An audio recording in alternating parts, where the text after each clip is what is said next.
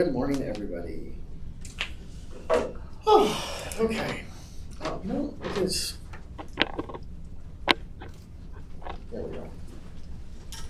I feel better. Good morning. Good Is morning. that your new car up there? The blue one? Yeah. Holy crap. We're streaming, by the way. Oh. Whose beautiful car is that? And then I saw you sitting there. Okay, so I have to say the thing that, so yesterday, Connie, I think you'll like this. Because it involves you. I'm listening. Oh, I No. so I So, didn't know I was. She's got this blue car now. It's a pretty blue car. And what was it that you were thinking that Connie would love about just the blue? Oh yeah, it was just like it's because I'm so excited about this blue, and I think and I think Connie would I think she'd like that. She'd Is appreciate it that like color. blue? Like my nails. Oh, Yes, it is. So she said, you know what? I think Connie would really appreciate that. Beautiful. And she said, I'm like, really? Because she's colorblind. And she's talking, she's like, really? Are you colorblind? No, I I'm just just blind, I'm not color. But then I said, I think Connie would appreciate that I said she was colorblind, just joking about that, just to give her a hard time. So That's cool. if any of my kids ever come to any one of you guys and be like, so I heard this about you, it was probably me just teasing them about something. So what kind is it? It's a little like Subaru sedan. Oh, okay. Beautiful. What year is it? 2024. Holy Wow, crap, great. holy. Was not me. Wow, is that nice? And here I was going to maybe donate my vibe.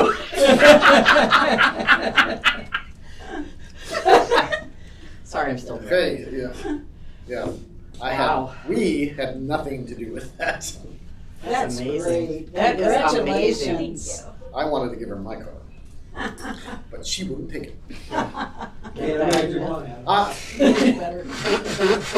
So what if the upholstery's And like you coming just off had the it side? overhauled. I used to have this, in one of the cars I drove for years, I had the upholstery coming down from the ceiling, and I didn't even pull it. It looked like, people called it my stalagmite car, or stalactite car, because I'd be driving and this thing hanging down. That's mine. All right, so the text for today. Sorry. No problem. I had a red convertible. So I had a really tough time figuring out which one to preach on today. Not the epistle. I wasn't going to do that one. But the Old Testament reading from Lamentations and the Gospel reading from Mark are both ones that I really like. I really love the Gospel. The Gospel is awesome. But then the Lamentations text. Oh, Well. go ahead. No, sorry. Well. I'm sorry. I guess we'll see if Mary sticks around for the service. The Lamentations text is really nice because not just for the text, but if you expand it just in Lamentations in general, what it teaches us the good practice of lamenting. And it's something that I think is sorely overlooked and even kind of looked down upon, that we would bring complaints to God, that we would accuse God of things. That is kind of like, oh, you should never be angry with God. Never tell God that you're angry with Him or upset with Him, and don't complain to God. But because we should always know better. So lamenting is a good thing. So Marty's here. I mean, Jim and Bonnie are here too, but Marty's here. Marty can keep it together. It's kind of rough for Marty to make it all by himself, huh? That's right, we'll take him out if he needs Well, he's the one who's like, I want to go to Bible study. No, he's saying come to church by himself. You know. So anywho, so Lamentations is a great text, very deep, and I'm hoping, so this will be your task for the sermon, is to let me know if I actually did justice to it and brought it to a full and complete thought, because I tried to dig into it enough without going too far deep into it. Because, when we talk about lamentations or lamenting in general, that opens up questions about suffering, God allowing suffering, using suffering, and those are very difficult places to go. But that's what I'm going to talk about in the message today. The proper way of lamenting and all that. So we could talk about that if you want. There's plenty to go through. Or we could talk about the gospel reading, which is fantastic. It's Jairus' daughter, who's at the point of death, comes to Jesus to bring him to heal her. And then he's interrupted by this woman with a discharge of blood. And just really, really, really, really good stuff. So what would you like to dig into? Are you preaching on the Lamentations? Yes, I am. I wouldn't mind, I guess, doing that. It's really good. It's good.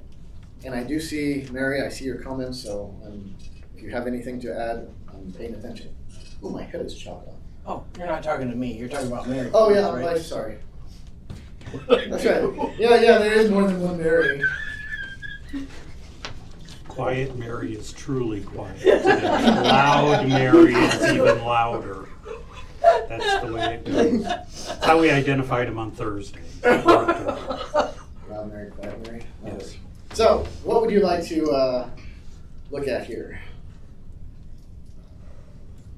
Go for it. No, Lamentations. Okay, I was complaining at first. cool. So, That's why you can sleep during the sermon. You'll be okay. I mean, that's not a bad strategy. All right, so somebody read Lamentations 3:22 to 33. Ooh. Oh, yeah, I'm here. Okay. You are here. The steadfast love of the Lord never ceases. His mercies never come to an end. They are new every morning. Great is your faithfulness. The Lord is my portion, says my soul. Therefore I will hope in him. The Lord is good to those who wait for him, to the soul who seeks him. It is good that one should wait quietly for the salvation of the Lord. It is good for a man that he bear the yoke in his youth. Let him sit alone in silence when it is laid on him. Let him put his mouth in the dust. There may yet be hope. Let him give his cheek to the one who strikes, and let him be filled with insults. For the Lord will not cast off forever.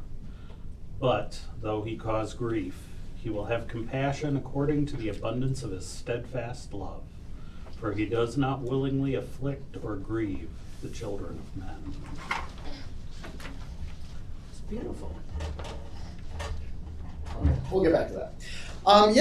This is the high point in Lamentations. It's good and also unfortunate that we only get this reading like once every three. Like this year is the only Sunday in the 3-year cycle that we get something from Lamentations. And of course, it's this one where it's like, oh, the steadfast love of the Lord never ceases; His mercies can never come to an end. Great is your faithfulness. This is where we get the hymn, or at least what's quoted in the hymn. So it's really, really nice, pretty stuff. Except that the rest of Lamentations is a lot of lamentation. Yeah, eating Right, dust buddy? isn't great. What's that? Eating dust isn't great. Yeah, no, eating dust is not great. So this is Jeremiah, and Jeremiah is a long book. Lamentations is only 5 chapters, so it's relatively short, brief. But the whole point of what he's lamenting is the destruction of Jerusalem. This is seeing Jerusalem destroyed, the temple destroyed, the people taken into exile. So he is full of lament. I mean, he's sad. So you get throughout all Lamentations, it's how lonely sits the city that was once full of people. How like a widow she's become, she that was great among the nations. She weeps bitterly in the night, with tears on her cheeks. How the Lord in his anger has humiliated the daughter of Zion. He has thrown down from heaven to earth the splendor of Israel. The Lord has destroyed without mercy. He's cut down in fierce anger all the might of Israel. He has made my flesh and my skin waste away and broken my bones. He's walled me in so that I can't escape. God is a bear lying in wait for me, a lion in hiding. He led me off my way and tore me to pieces. He's made me desolate. Let's see. So yeah, this is all part of Jeremiah's prayer. Look at what God has done. Look at this mess. And so the thing about the lament is that a lament is let's call it a faithful complaint. It's not just woe is me, like look at all this terrible stuff. I mean, it's part of that. That's part one is the woe, and part two is the I will trust in God. That's basically what a lament is. Oh, it's crying out. Yeah. And what's notable about Jeremiah's complaint, especially in this, is that God is the source of it. It's one thing to say, some of the Psalms, some of the Psalms are like, God, my enemies are doing horrible things. They're doing it. The complaint is, why aren't you stopping them? Why aren't you acting? They are doing this all to me. Jeremiah is saying, Lord, you're doing this. Because he is. The rock and a hard place that Jeremiah's in is terrible things are happening that we deserve. As a prophet, he knows God is the author of all things. And yet, he has brought all this tragedy and horror upon his people. So Jeremiah knows that God isn't the author of suffering, but he uses suffering. Because this is... God uses us and our what we do. This is like all the raw material that we have to work with, so that we give God. That's the way I like to look at it. Is when we say, how does God work through suffering? It's like, well, what else do we give him? Like, if I'm going to give my life over to God and say, God, use me, what am I really giving him? Something like pure gold that he's going to mold into something beautiful and wonderful, or a big old pile of On my good days, I might, there might be, like a little speck of something good there. But even that's like, nope. But yeah, I mean, we're presenting, just bleh. God, use me, work in me. Okay, he can bring something good out of our mess. But that's hard for us to remember or realize when we're in the mess. When you're in the suffering, when you're in the despair, you're not really thinking like, oh, how is God going to use this in a good way? You're like, God, stop it! God, not use it, but I mean, God, relieve me from this. Take this away from me. Why? Why, God? Why are you doing this? Why this? So that's where our lamenting begins. But lamenting doesn't end there, because it goes to, I will trust in God. So this is where the lament changes for Jeremiah from, Lord, you are the one doing this, you are afflicting me, to the steadfast love of the Lord endures forever.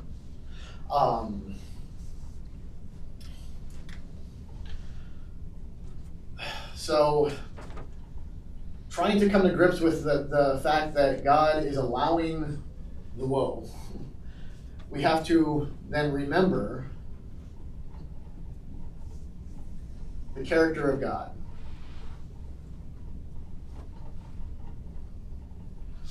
And so this would be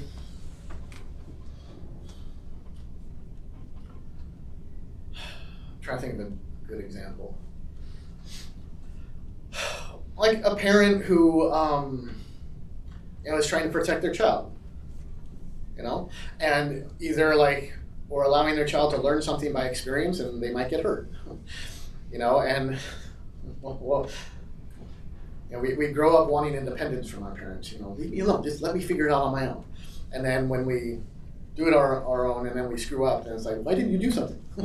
Why did you tell me? We're never happy.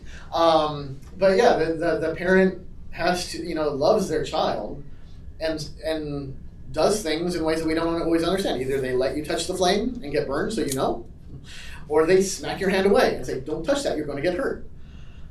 You know, either way, the parent is doing something out of love. Meanwhile, when you're on the recipient of either being allowed to touch the flame or getting your hand smacked away, you're like, whoa, that hurts. Like, why did you do that? Well, if you don't understand the why, maybe you won't. At least you can understand, wait a second, who is it who's doing this? This is my parent, this is my mom, this is my dad. I know, core, they love me. I know that they don't want harm to come to me. So whatever this is, it must be in that service. So that's kind of the way lamenting works. This is the way Lamentations works. It's the way most of the Psalms work. And this is an important thing for us because we don't like to hear this.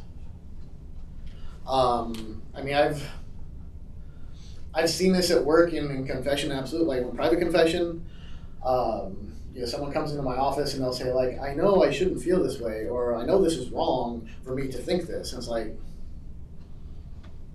is it? I mean, if you're hurt, why are you saying this is wrong? Like, it's wrong for me to be hurt by this. Like, no, that sounds about right. Acknowledge it. But we're so averse to, like, any kind of negativity. Don't negative thoughts. Push out the negative, bring in the positive, right? Power of positive thinking, all that nonsense. People who express this, they're complaining, especially Christians. Oh, trust in God, trust in God, trust in God. We've been going through it with this Ann Arbor thing, where it's fun because you've got two sides of people who are lamenting right now. And it's like you've got people who are stuck in the woe, and all they can do is like, ah. And if you don't have this second component, like if you're just stuck here and you don't have this leads you into anger, usually, because you're missing out on the relief. Or you skip over this, which is what I've seen a lot of, where it's like, somebody says, hey, I'm really frustrated and upset about this, and somebody responds right away, but you should be trusting in God. No, trust in God, it's okay. Everything's going to work out fine. Like, slow down. We don't need to jump over this. Like, this is a crucial component here. It's the same thing that you see in Job. Hey, sit with the people. When somebody loses, a loved one dies, do you call them up on the phone and the first thing you say is, trust in God, it's all going to be okay?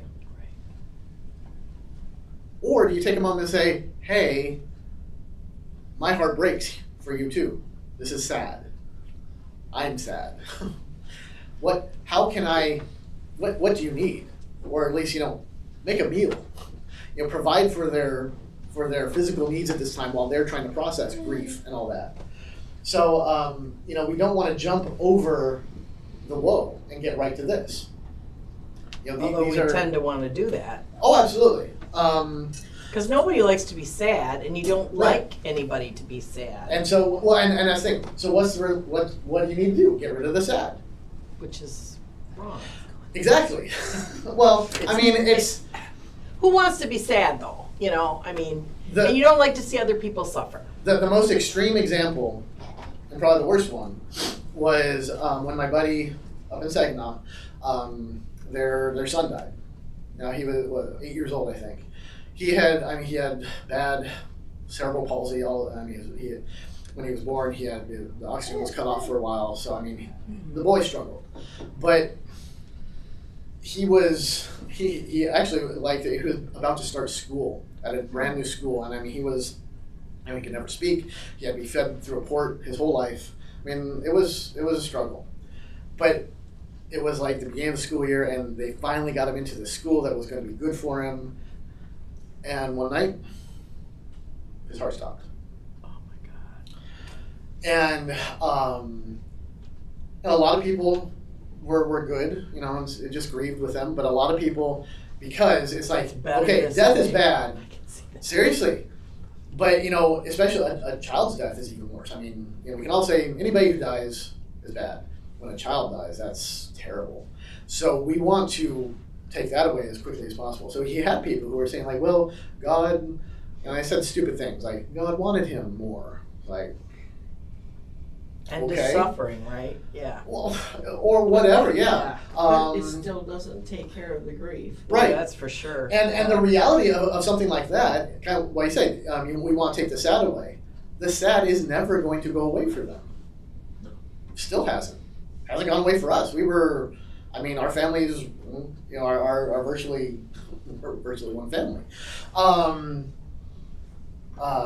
Yeah, good Lord. Yeah, his funeral was probably the ugliest crying I've ever done in my life, and it was constant. My kids are always like, "I've never seen you cry, Dad." I'm like, "Yeah, well, you were in Detroit," or I guess it was. Yeah, it was. Anyway, but yeah, people want to just jump right from that, but the reality is like, dude, that sorrow is never going away. There's a time for grief and a time to dance. Oh, that's profound. Where'd you hear that? Wow, that's I don't know. that should I be mean, written somewhere. It's just this big head. Wild. Yeah, I like that. But also sadness makes people really uncomfortable. Oh, I yeah. think that, when you're around people that are sad, you automatically want to comfort them and make it better. Yeah. And it's an uncomfortable, like, It's hard. to be sitting next to someone who's weeping, that's hard to take. It's Mhm. hard to see. Sure. Not that you shouldn't be, but I mean, of course, what I want to do is fix it. I want to make someone feel better all the time. But I know I see that, I know you have to acknowledge their sorrow, but Mhm. it's hard. Yeah. And the big thing for while they were going through it was when the people jumped right to this, it's like what they're doing, and especially it was a unique experience because he's a pastor. His pastor's family, right? And so the people were trying to were like, trust that God's got this. And it's like, he knows. He spent years at seminary. They drilled it into him. Like, he knows. He's solid. And that was his frustration too. And when we would talk about it later, it was like, I got all this stuff. And it's like, yeah, I get it. I know. Just let me be sad. Because he needed to be sad. It was right for him to be sad. Now it's different now. I mean, he still has that sadness, but it's not that severe. It's not that like visceral, because he's dealt with it to a degree. So it's not the sadness that he experienced when it first happened, but he still got it. But there's something to be said about like, hey, go through this. You don't just need to jump right over it. There needs to be some acknowledgement of it. And it's just in the same way that we kind of I'm sorry, Mary. Quiet Mary. Mary said, Quiet Mary says, sad is painful, but out of touch with reality is too much. Very true. It's the same way when we discount sin, like, oh, it's no big deal. When we minimize sin, what we also do is minimize forgiveness. Wait, say that again? When you minimize sin, you minimize forgiveness. Right. Like, you sin against somebody, and you go in and say, I'm sorry. And they're like, oh, it's no big deal. Well, then you've minimized what they've done. And you've minimized their coming to you for forgiveness. And you just say, it doesn't matter. It's like, no, take it, forgive, acknowledge it. So yeah, Jesus doesn't forgive fake sin or pretend sin. He doesn't deal with minimized sin. He deals with full sin. If we minimize it, then it's like, well, what did Jesus do? If sin is no big deal, why Jesus? So in the same way with this kind of stuff, if we go to God in our prayers with a very like, well, Lord, I feel bad about that. I feel sad or whatever, and I really can't get out. I know I shouldn't be. I know I should move on with this. I know I should trust you more. And it's just, it minimizes everything. It's like, just be like Jeremiah. Complain. Let it out. But God can take there's it. a point. don't you think? In what sense? I mean, people could be obsessed with their sorrow too. Oh, sure. So, I mean, Well, I think that's where I think what you see is you don't have that as much. Right. right, They're stuck right, in, okay. they're You're, stuck you're stuck in one. in one, Mhm. and it can actually be damaging. You have to be Go careful crazy. with that too, because everybody grieves at a different pace. That- Right. Yes, they do. You So can't, true. Absolutely. You can't determine. And actually, that's kind of it can also come back where everyone grieves at a different pace, absolutely. But also be mindful of like, well, at what level are they at? Because like I know,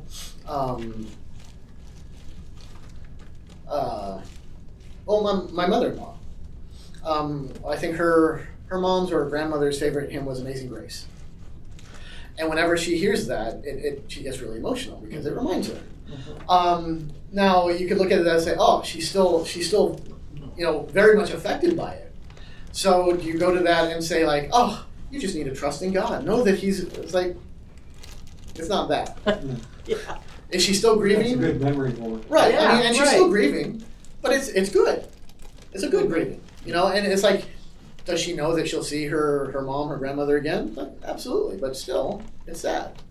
So you always have to you take everyone where they are, how they are. I mean, it's going back to what we've talked about last week. Context is everything.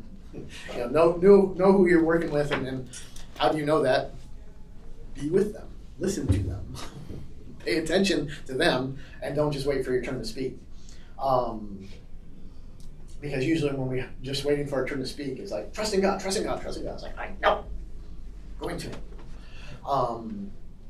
Can't I just say that this sucks? I think we do trust in God all during our grief. If we're We should. Christians. Oh, yeah, definitely. And it doesn't make the grief go away. It But we endure. It smooths it out. Yeah. And as it goes on and gets further on, it gets that much smoother. It never goes away. It's like sin, right? Don't you think too that, I mean, I know when I'm in a bad place, I tend to go to God a lot quicker. I mean, that's which There is sounds that. terrible, but I think, sometimes maybe God uses that to draw you closer Well, definitely. because if No, things the are going only- hunky-dory for me, I'm not, What do you need God for? right. Well, I mean, that's not true. I don't think that, but I know what No, you I mean. know, That's the but- way I Well, am. that's the only answer we have in suffering. We always say like, why God? Why this? Why whatever? How are you going to use this? Because I don't see how. Blah blah blah. Right. The only thing that we can ever see in any of that is, at the very base level, God is using this to draw me closer to Him, closer to the cross. So that's always a good answer. But yeah, and what I. That's why I said when I said it's like sin, I didn't want to just leave that hanging out there because that was a weird thing to say. But what I meant by that is it's like sin in that Jesus forgives us, right? He removes our sin from us, and yet we are still sinful. So the reality that we live in until we die is that I am a sinner, I continue to be a sinner, and yet I am forgiven. So I know that God forgives me. I know that He looks upon me as a wonderful person, covered in Christ's blood. But I know that I'm still struggling with sin, and I know I'm still afflicted by it. So in the same way, we know the pain, the suffering, it's always going to remain, or it leaves scars or remembrances. It might not go away, but we know that God has ultimately removed it. It will be gone someday. Mhm. Hopefully in this life, we might be relieved of it, but probably not. We live with a lot of stuff. So, yeah. That's what the sermon's about. Yay! I wonder how hardwired that is into us. I can't quite make up my mind. Which part? Well, going from 1 to 2, that is sort of the Christian quotes, way of dealing with lament. Yeah. But how many people with number 2, it's I will trust in whatever you make my idol. Oh yeah. So totally. you're dealing with the woe, Yeah. but you're moving on and you're using other things to cope. Yeah.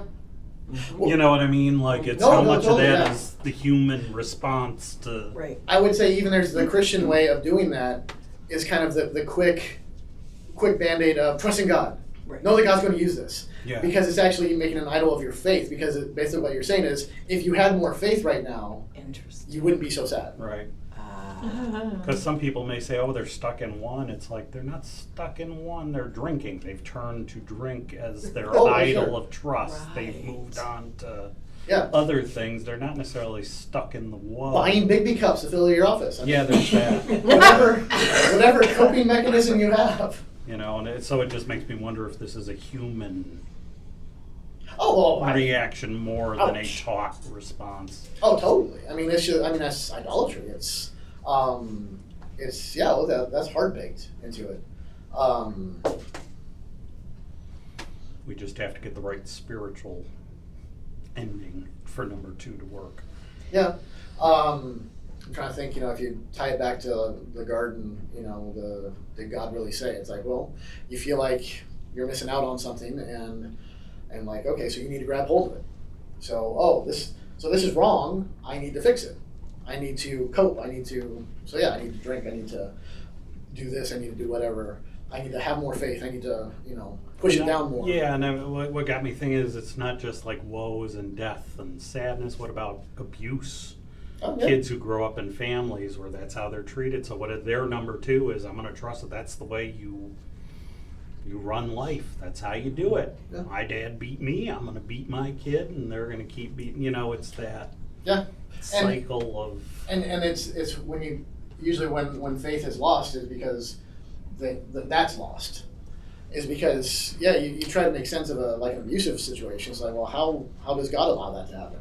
Why would God allow it? Why didn't there's a whole church, especially if you're in church, there's a whole church. They didn't see this. They didn't pick up on the signs. There were red flags all over the place. And I tried to cry out for help and nobody came. And God just put me in the middle of all this. And so the kind of the remembering the character of God is that whole is God creating the suffering, or is the suffering coming from down here? And he's like, I am here with you in the suffering. I am your endurance. I will bring you through this.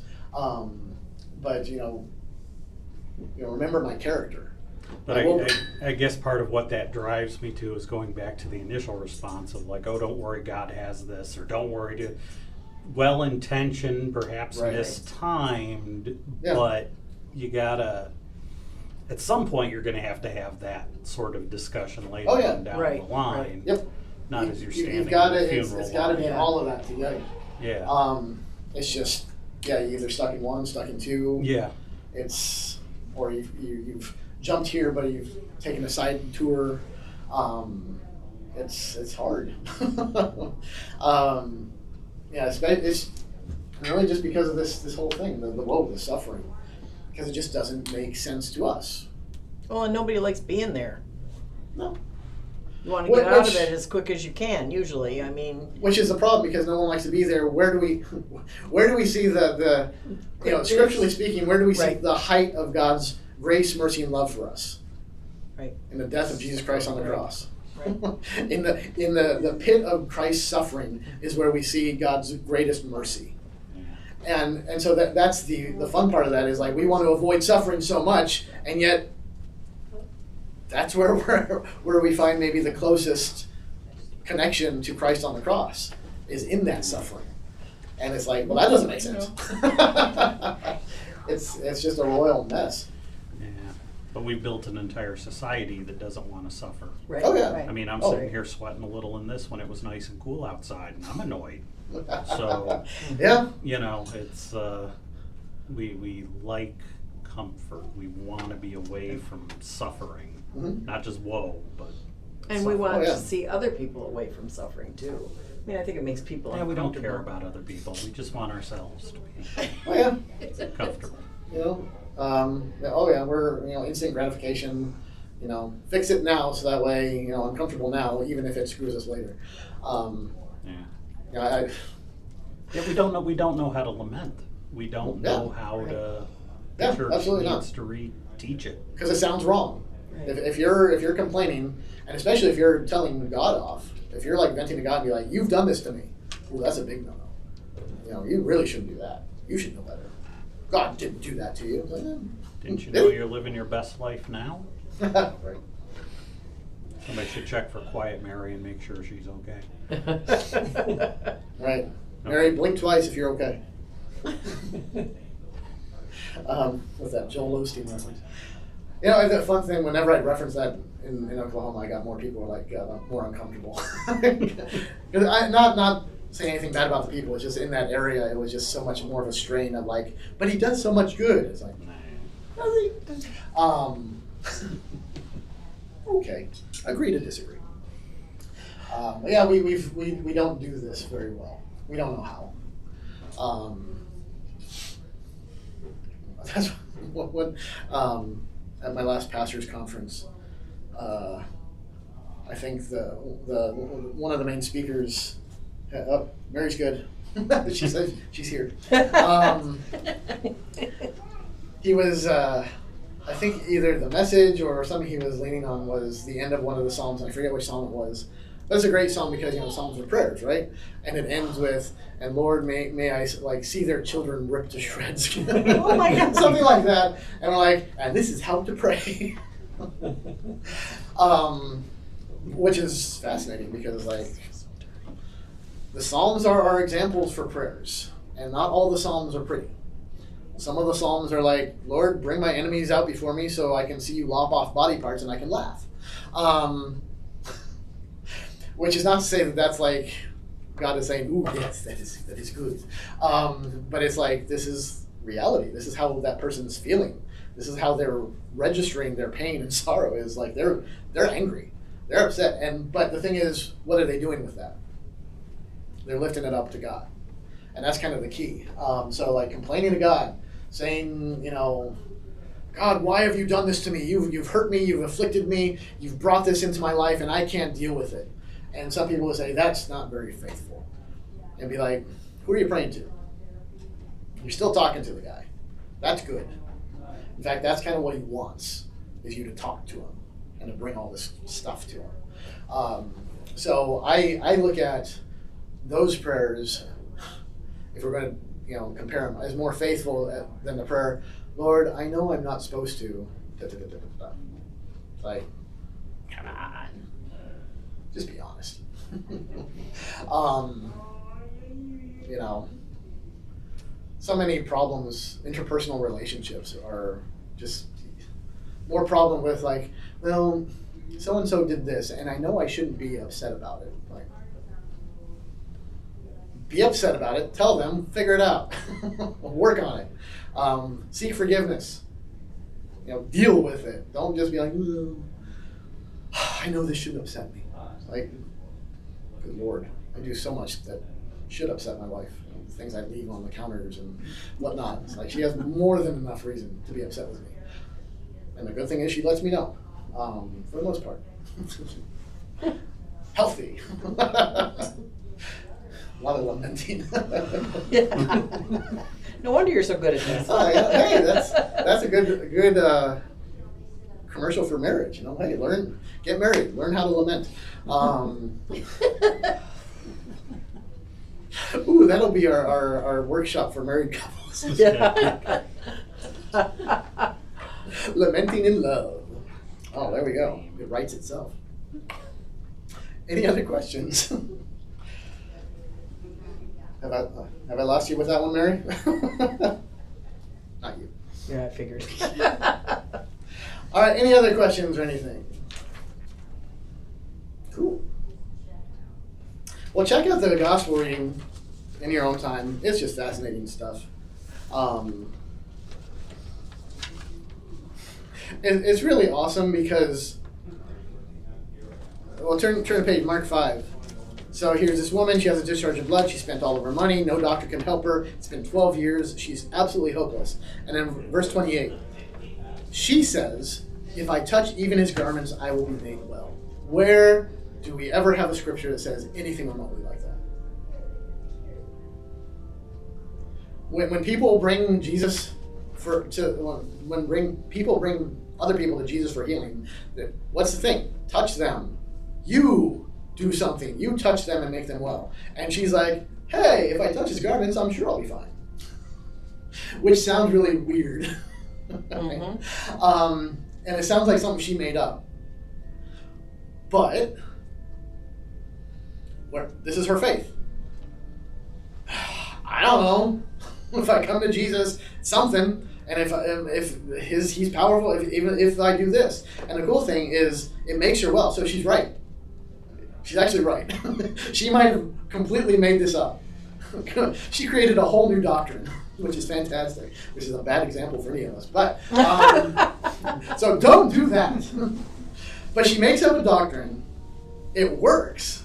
And here's the key. This is why I say don't do this. And this is not the point. It's not that she makes up a doctrine. But it works, and she's physically healed. But what does Jesus do? He stops everything. He's on the way to save a dying girl. Pulls up, stops, and says, who touched me? Which he knows. He's God. So he knows exactly what happened. But he wants her to speak up. Because she's felt invisible. She's felt like no one cares. The whole thing is she is the person in the back of a mega church sneaking in thinking, if I just come in and I get my goods and then get out. I don't want to be seen. I don't want to be acknowledged. Not even a mega church. Anybody who comes in, sits in the back row, and leaves before we finish, right? I can't just be anonymous, all right? So Jesus stops everything and says, oh, stand up. And she said, oh, I did it. Okay. And what does he say? All right, so she's afraid. She falls down before him to say the whole truth. I did it. Oh my gosh! You saw. Okay, now everybody knows, so that he can say to her, "Daughter, your faith has made you well." He corrects her improper doctrine. See this word. So she comes up with a doctrine. It seemingly works, and she's like, "Whoa, slow down. Your faith has made you well." Was that for her or was that for the crowd? Yes. It was for everybody. I mean, initially directly for her, absolutely. For the crowd, definitely. The crowd For could have us. gotten violent. Yeah. Oh, I yeah. mean, for her to touch him would have made him Being unclean. unclean. Oh, The yeah. crowd could have really gotten ugly about I that. could have. Gotta love the disciples though. Like, Jesus, really? Yeah. Who touched you? Come on. Get a crowd. But see, again, go to God with reality. Like, really, God? Come on, use your brain here. But yeah, it's a fascinating text. I love preaching on this, but I couldn't resist lamenting. And yes, Mary, you are correct. It is your faith has saved you, but weenie translations like to water it down.